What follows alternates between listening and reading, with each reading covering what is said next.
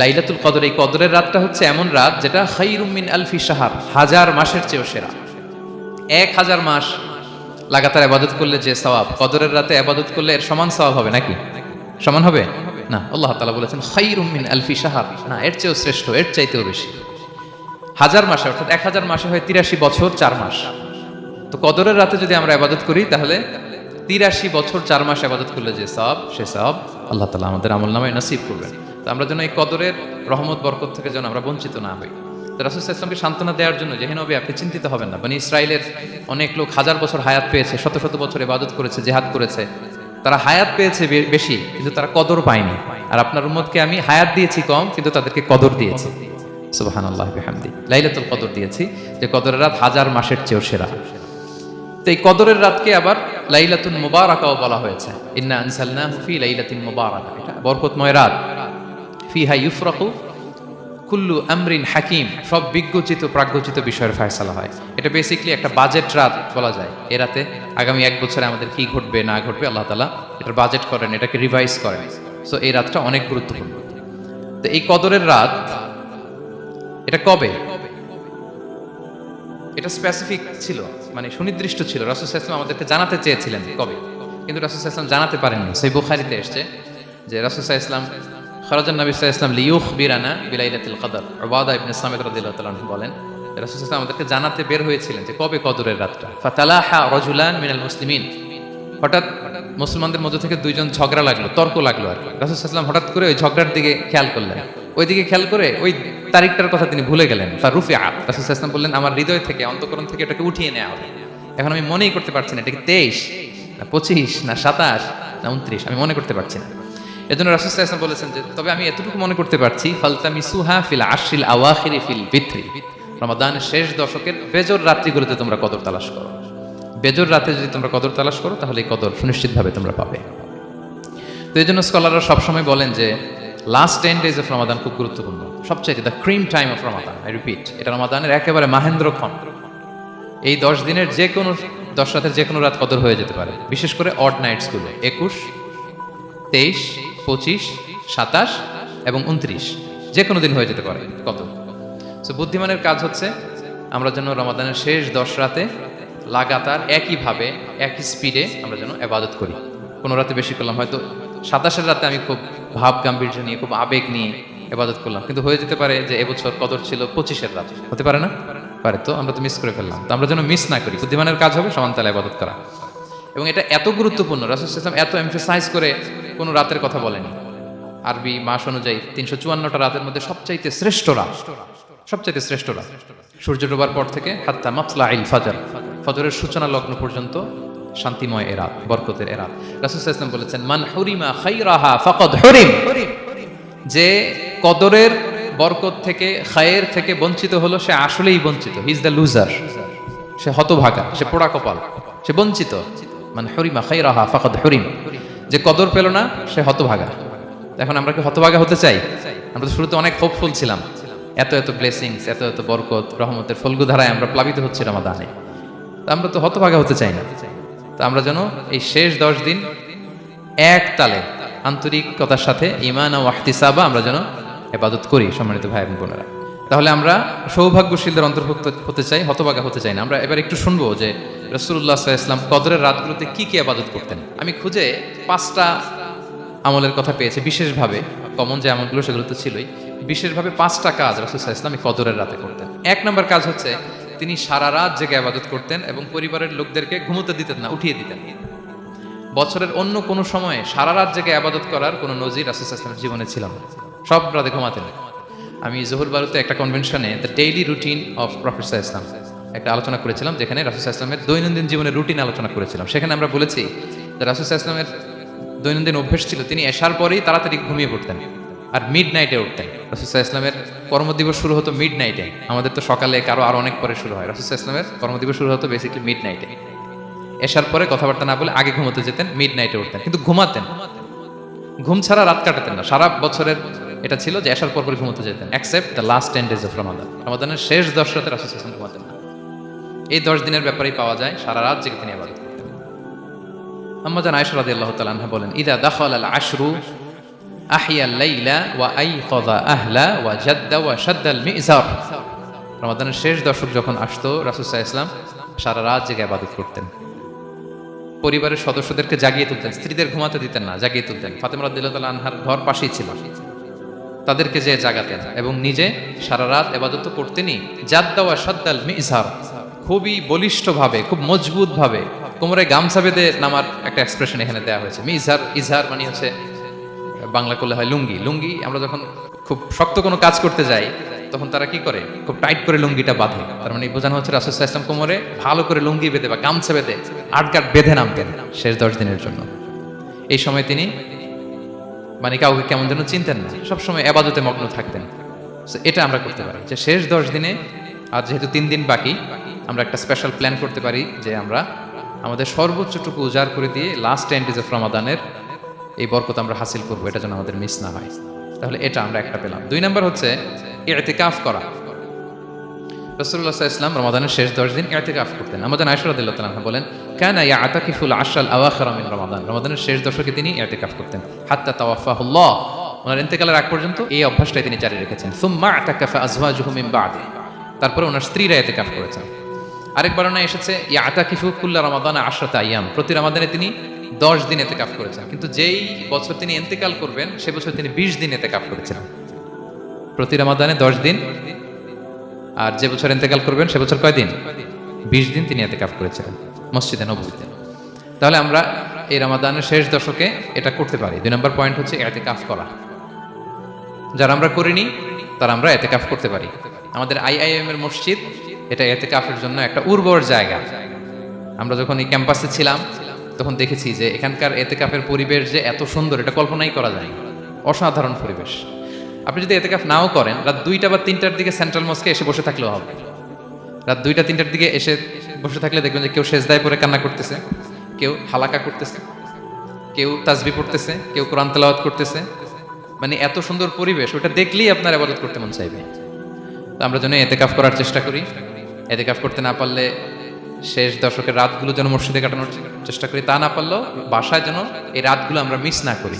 বিশেষ করে সেন্ট্রাল মস্কে তো অসাধারণ পরিবেশ, এটা হাইলি রেকমেন্ডেড। ইফ পসিবল আপনারা আসবেন, এখানে ইবাদতের চমৎকার পরিবেশ থাকে। 3 নাম্বার হচ্ছে রাসূল সাল্লাল্লাহু আলাইহি ওয়াসাল্লাম এবং জিবরাইল আলাইহিস সালাম যৌথভাবে কোরআন রিভিশন করতেন। খুব ইন্টারেস্টিং। সারা বছর যেটা নাজিল হতো, রমাদানে জিবরাইল আলাইহিস সালাম রাসূল সাল্লাল্লাহু আলাইহি ওয়াসাল্লামকে শোনাতেন, রাসূল সাল্লাল্লাহু আলাইহি ওয়াসাল্লাম জিবরাইল আলাইহিস সালামকে শোনাতেন। সহিহ বুখারীর বর্ণনা, কানা জিবরিলু ইয়ালকাহু ফি কুল্লি লাইলাতিন মিন রমাদান ফায়ুদারিসুল কুরআন। প্রতি রমাদানের প্রতি রাতে এসে রাসূল সাল্লাল্লাহু আলাইহি ওয়াসাল্লামের সাথে কোরআন মুদারাসা করতেন। সহিহ মুসলিমের বর্ণনায়, আন্না জিবরিল কানা ইউআরিদুহু বিল কুরআন কুল্লা আমিন মাররা। প্রতি বছর রমাদানে একবার শোনাতেন বা শুনিয়েছেন, যে বছর তিনি ইন্তেকাল করবেন তিনি 2 বার শুনিয়েছেন। আরাদা ইউআরিদু মানে এটা ফ্রম বোথ সাইড। আরবি শব্দটা এমন যে জিবরিল আলাইহিস সালাম শোনাতেন, এরপর রাসূল সাল্লাল্লাহু আলাইহি ওয়াসাল্লাম জিবরিল আলাইহিস সালামকে শোনাতেন। কোরআন রিভিশন করা। তো এই শেষ দশকের রাতগুলোতে আমরা যেন বেশি বেশি কোরআন পড়ি। কোরআন তেলাওয়াত, কোরআনিক রিসাইটেশন হতে পারে, কোরআনের অর্থ পড়া হতে পারে, তাদাব্বুরে কোরআন হতে পারে, কোরআনের হালাকায় জয়েন করা হতে পারে। ইন ইটস এনি ফর্ম আমরা যেন কোরআনের সাথে অ্যাটাচমেন্টটা বাড়াই লাস্ট 10 ডেজ অফ রমাদানে। 4 নাম্বার কিয়ামুল লাইল করা। রাসূল সাল্লাল্লাহু আলাইহি ওয়াসাল্লাম কিয়ামুল লাইল করতেন এবং কিয়ামুল লাইল শব্দটাকে রাসূল সাল্লাল্লাহু আলাইহি ওয়াসাল্লাম কদরের সাথে জুড়ে দিয়েছেন। সহিহ বুখারীর বর্ণনায় তিনি বলেছেন, মান কামা লাইলাতাল কদরি ঈমানা ওয়া ইহতিসাবা গুফিরা লাহু মা তাকাদ্দামা মিন যামবি। কদরের রাতে যে কিয়ামুল লাইল করে বিশ্বাস নিয়ে এবং নাজাতের প্রত্যাশা নিয়ে, তার পূর্বের সমস্ত গুনাহ আল্লাহ তাআলা ক্ষমা করে দিবেন। তাহলে কিয়ামুল লাইলটা রাসূল সাল্লাল্লাহু আলাইহি ওয়াসাল্লাম বিশেষভাবে কদরের রাতের সাথে সম্পৃক্ত করেছেন। আমরা যেন প্রতি রাতে কিয়ামুল লাইল করি, লম্বা সময় যেন দাঁড়িয়ে থাকি, লম্বা সময় কোরআনিক রিসাইটেশন করি দাঁড়িয়ে থেকে, লম্বা সময় রুকু, লম্বা সময় সিজদা, স্পেশালি সিজদা। আখরাবু মা ইয়াকুনুল আবদু মির রাব্বিহি ওয়া হুয়া সাজিদ ফাআকসিরু ফিহি দুআ। বান্দা যখন সিজদায় থাকে আল্লাহ সবচেয়ে কাছে থাকে। তো আমরা তো আল্লাহর সবচেয়ে কাছে যেতে চাই এই ক্রিম টাইমটাতে, কি বলেন? আমরা যেন লম্বা সময় সিজদাতে থাকি। কিন্তু আমাদের অনেকের যেটা হয়, নামাজে তাড়াহুড়ো, অনেকের সব ব্যস্ততা যখন নামাজে দাঁড়াই এরকম হয়ে যায়। রাসূল সাল্লাল্লাহু আলাইহি ওয়াসাল্লামের সালাত যদি আমরা খেয়াল করি, বিশেষ করে কিয়ামুল লাইলে এত যে সুন্দর ছিল। আম্মাজান আয়েশা রাদিয়াল্লাহু তাআলা আনহাকে জিজ্ঞেস করা হয়েছিল যে, হে আম্মাজান, রাসূল সাল্লাল্লাহু আলাইহি ওয়াসাল্লামের কিয়ামুল লাইল কেমন ছিল, কিভাবে কিয়ামুল লাইল করতেন? আম্মাজান আয়েশা, দেখেন ওনার এক্সপ্রেশনটা কত সুন্দর। তিনি বলেছেন, ফালা তাসআল আন হুসনিহিন্না ওয়া তুলিহিন্না। রাসূল সাল্লাল্লাহু আলাইহি ওয়াসাল্লামের কিয়াম যে কত সুন্দর ছিল, কত লম্বা ছিল, আমায় জিজ্ঞেস করুন, আমি বলতে পারবো না। আমরা অনেক সময় যখন খুব বেশি চমৎকার কিছু হয় তো আমরা কি বলি, ভাই এত সুন্দর ছিল, আমি বোঝাতে পারবো না। এরকম বলি না যে এত অসাধারণ, আমি বলে বোঝাতে পারবো না। বাংলাতেও কিন্তু আমরা বলি এত চমৎকার, বলে বোঝাতে পারবো না, শব্দের বুননে, ভাষার বুননে আমি ফুটিয়ে তুলতে পারবো না। আম্মা জান আয়েশা এটাই বলেছিলেন, ফালা তাসআল আন হুসনিহিন্না ওয়া তুলিহিন্না। রাসূল সাল্লাল্লাহু আলাইহি ওয়াসাল্লামের রাতের নামাজ কিয়ামুল লাইল যে কত সুন্দর ছিল, কত দীর্ঘ ছিল, লম্বা ছিল, আমায় জিজ্ঞেস করো না, আমি বলে বোঝাতে পারবো না। সুবহানাল্লাহি ওয়া বিহামদিহি। আমরা যেন লম্বা সময় কিয়ামুল লাইল করি। আম্মা জান আয়েশা রাদিয়াল্লাহু তাআলা আনহা আরো বলেন, কানা ইয়াকুমু মিনাল লাইলি হাত্তা তাতাফাত্তারা কদামা। এত দীর্ঘ সময় দাঁড়িয়ে থাকতেন, থাকতে থাকতে ওনার পা ফুলে যেত, পা দুটো ফুলে যেত। আপনিও দীর্ঘ সময় দাঁড়িয়ে দেখেন যে পায়ে ঝিম ধরে যাবে, পা ফুলে যাবে, এটা করতেন রাসূল সাল্লাল্লাহু আলাইহি ওয়াসাল্লাম। তো আম্মা জান আয়েশা বলেন, ইয়া রাসূলুল্লাহ লিমা তাসনাউ হাযা ওয়া কদ গুফিরা লাকা মা তাকদ্দামা মিন যামবিকা মা তাআখার। আপনি এত কষ্ট কেন সহ্য করেন নিজের দেহের উপরে? আপনার তো আগের পরের সব গুনাহই মাফ। আদত তো রাসূল সাল্লাল্লাহু আলাইহি ওয়াসাল্লামের গুনাহই নেই, তিনি নিষ্পাপ। এত কষ্ট কেন করেন? আপনার আগের পরের সবই তো মাফ করে দেওয়া হয়েছে, কেন করেন? রাসূল সাল্লাল্লাহু আলাইহি ওয়াসাল্লাম উত্তর করেছেন, আফালা উহিব্বু আন আকুনা আবদান শাকুরা। আয়েশা, আমি কি শুকরগুজার বান্দা হতে পছন্দ করব না? আল্লাহ তাআলা আমাকে তার রহম এবং করমে সব মাফ করে দিয়েছেন, কিন্তু আমি কি শুকরগুজার হব না?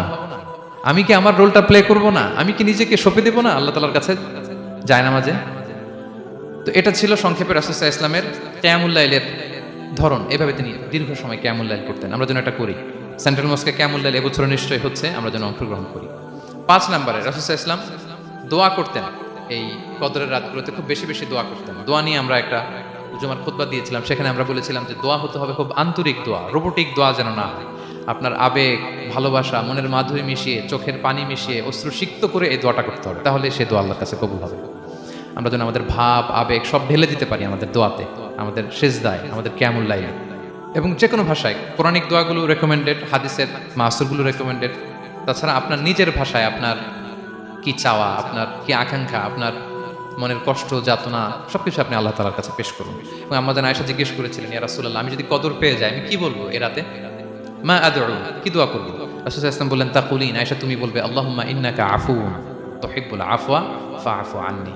আয়েশা তুমি যদি কদরের রাত পেয়ে যাও এটা বলবে, হে আল্লাহ আপনি ক্ষমাশীল, আল্লাহ আপনি ক্ষমাকে পছন্দ করেন, আল্লাহ তাই আপনি আমায় ক্ষমা করেন। হে আল্লাহ আপনি ক্ষমাশীল, আপনি ক্ষমাকে পছন্দ করেন, আল্লাহ আপনি আমাকে ক্ষমা করেন। এই দোয়াটা আমরা যেন বেশি বেশি করি। আমার সাথে সাথে সবাই একটু পড়ুন মেহরবানি করে। আল্লাহুম্মা ইন্নাকা আফুউন তুহিব্বুল আফওয়া ফাআফু আন্নী। আল্লাহুম্মা ইন্নাকা আফুউন তুহিব্বুল আফওয়া ফাআফু আন্নী।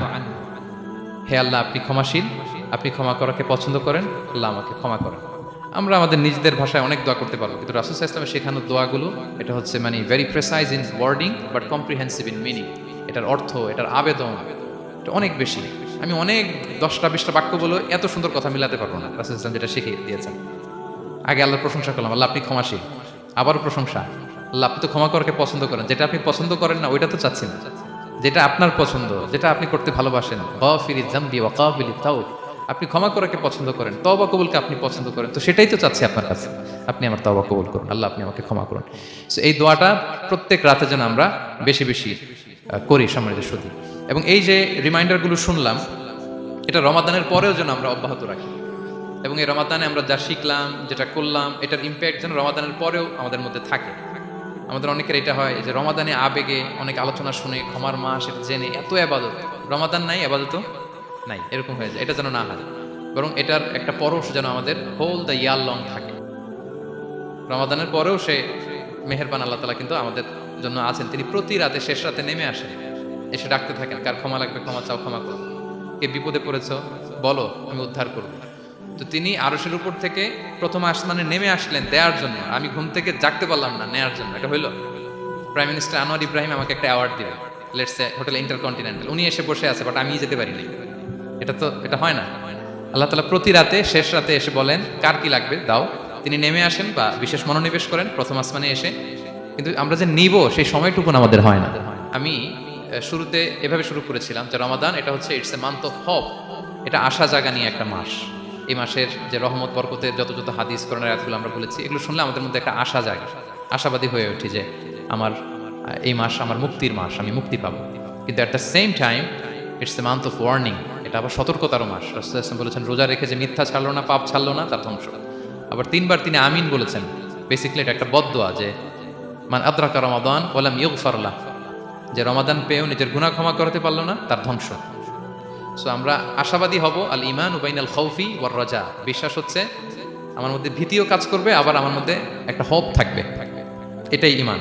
সো আমরা যেন এই ওয়ার্নিংগুলো আমাদের মাথায় রাখি, যে আমরা যেন আল্লাহর নৈকট্যপ্রাপ্ত বান্দা হতে পারি, ক্ষমাপ্রাপ্তদের অন্তর্ভুক্ত যেন আমরা হতে পারি। এবং সবশেষে আমি বলেছিলাম রাসূল সাল্লাল্লাহু আলাইহি ওয়াসাল্লাম স্পেশালি 5টা আমল করতেন, সারা রাত জাগতেন, ফ্যামিলি মেম্বারসদের জাগিয়ে তুলতেন, উৎসাহিত করতেন এবং কোমরে গামছা বেঁধে নামতেন। এরকম ইবাদতের স্পৃহা অন্য কখনো রাসূল সাল্লাল্লাহু আলাইহি ওয়াসাল্লামের মধ্যে দেখা যেত না, যেমনটা শেষ দশকে তিনি করতেন। ইতিকাফ করতেন তিনি। আর ইতিকাফ করলে কদর মিস হওয়ার সম্ভাবনা নেই। এটা 21-এ হোক, 25-এ হোক, 23-এ হোক, আমি তো মসজিদে, আমি তো কিয়ামুল লাইল অংশগ্রহণ করতেছি, আমি তেলাওয়াত করতেছি, আমি প্রতিদিনই দোয়া করতেছি, মিস হওয়ার কোনো সম্ভাবনা নেই। আমরা যেন ইতিকাফের চেষ্টা করি, অথবা পার্ট টাইম ইতিকাফ যেন অন্তত করি 5 দিন 3 দিন, অথবা রাতের সময়গুলো মসজিদে যেন আমরা কাটাই। 3 নাম্বার বলেছিলাম রাসূল সাল্লাল্লাহু আলাইহি ওয়াসাল্লাম, জিবরাইল আলাইহিস সালাম কোরআন রিভিশন করতেন। আমরা যেন কোরআন রিভাইজ করি, রেসাইটেশন করি বেশি মাত্রায় শেষের 10 দিন। কিয়ামুল লাইল ফালা তাসআল আন হুসনিহিন্না ওয়া তুলিহিন্না, কত সুন্দর কিয়ামুল লাইল ছিল বলে বোঝানো যাবে না। তো আমরা যেন এরকম দীর্ঘ সময় কিয়ামুল লাইল করি। আর সবশেষে বলেছিলাম দোয়া করা। দোয়া করা হচ্ছে দোয়া মুমিনের হাতিয়ার। দোয়া মানুষের জীবন চেঞ্জ করে দিতে পারে। চাওয়ার মতো চাইলে আল্লাহ ফেরান না, আল্লাহ তো দেওয়ার জন্যই বসে আছেন। আমরা যেন কায়মনো বাক্যে আল্লাহ তাআলার কাছে চাই, অশ্রুসিক্ত নয়নে যেন আমরা চাই। অনুতপ্ত বান্দার চোখের পানির ফোঁটা আল্লাহর কাছে খুব প্রিয়। 2 ফোঁটা আল্লাহর কাছে সবচেয়ে প্রিয়, জিহাদের ময়দানে মুজাহিদের রক্তের ফোঁটা আর অনুতপ্ত বান্দার চোখের পানির ফোঁটা। বান্দা অনুতপ্ত হয়ে, রিপেন্টেন্ট হয়ে চোখের পানি ছেড়ে যখন কাঁদে আর দোয়া করে, ওই চোখের পানি চোখ বেয়ে, নাকের ডগাবে, মাটিতে পড়ার আগেই আল্লাহ তার সব গুনাহ মাফ করে দেয়। আমরা যেন সেই অনুতপ্ত বান্দাদের কাতারে শামিল হতে পারি। রাসূল সাল্লাল্লাহু আলাইহি ওয়াসাল্লাম যেভাবে কিয়ামুল লাইল করতে আমাদেরকে উৎসাহিত করেছেন, আমরা যেন সেভাবে কিয়ামুল লাইল করতে পারি। আমাদের প্রতিটি কাজের মধ্য দিয়ে লাআল্লাকুম তাত্তাকুনের যে অ্যাচিভমেন্ট, সেটা যেন আমাদের হাসিল হয়। এবং এই রমাদানকে যেন আমরা আমাদের জীবনের সর্বশেষ রমাদান মনে করি। আমাদের চিফ ইমাম অফ সেন্ট্রাল মস্ক, ইমাম রমাদান সুবকি, নামাজের আগে একটা সুন্দর কথা বলেন, যে perform this Salah as if this is your last and final prayer. এমনভাবে নামাজে দাঁড়াও, মনে করো এটাই হতে পারে জীবনের শেষ নামাজ। রাসূল সাল্লাল্লাহু আলাইহি ওয়াসাল্লাম এটাই বলেছেন। সো আমরা বিগত বছরগুলোতে আমাদের অনেক প্রিয়জনদের হারিয়েছি এই কোভিডের কারণে। এবছর আল্লাহর মেহেরবানি বাংলাদেশ আইএম কমিউনিটির এই চমৎকার, আমাদের সম্মানিত শিক্ষক মণ্ডলীদের প্রচেষ্টা, ছাত্র ভাইদের প্রচেষ্টায় এই চমৎকার জান্নাতি পরিবেশে ইফতারির আগে আমরা একত্রিত হয়েছি। আবারও আগামী বছর আমরা এরকম কোনো গ্যাদারিংয়ে জয়েন করতে পারবো, কোনো গ্যারান্টি কি আমাদের আছে? নাই। It could be the last Ramadan in our life. So আমরা যেন এটা সবসময় মাথায় রাখি, যে হতে পারে আমার this is our last chance, এটাই লাস্ট চান্স। এবং এই অপরচুনিটিগুলো যেন আমরা কাজে লাগাই এবং আল্লাহ তাআলার প্রিয় বান্দাদের অন্তর্ভুক্ত হই। আল্লাহ তাআলা আমাদের সবাইকে এই কথাগুলো বোঝার ও আমল করার তৌফিক দান করুন।